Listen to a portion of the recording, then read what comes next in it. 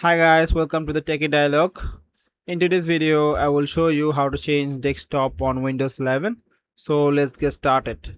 First, go to your desktop screen, then press the Windows plus tab keys together. You will see an option like this.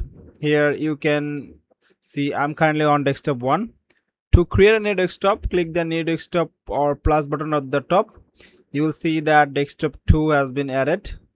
Now you can click on this new desktop to switch it. As you can see, my previous apps aren't here anymore. If you'd like, you can also change the wallpaper for the desktop.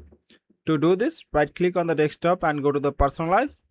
From here, select any wallpaper of your choice. As you can see, the desktop wallpaper has changed. Now if I want, I can change and go back my previous desktop.